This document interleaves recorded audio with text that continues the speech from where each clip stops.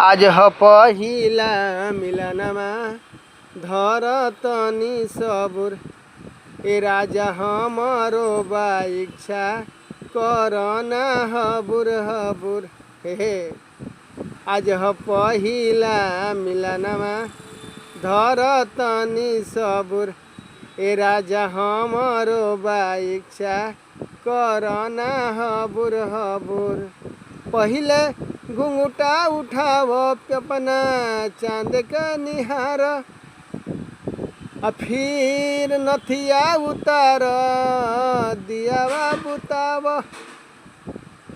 पहिले घुंघटा उठाव अपना चांद के निहार, फिर नथिया उतार दियावा बुताव।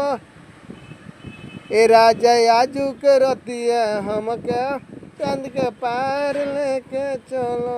ए राजा आजू के रतिया हमके चांद के पार लेके चलो।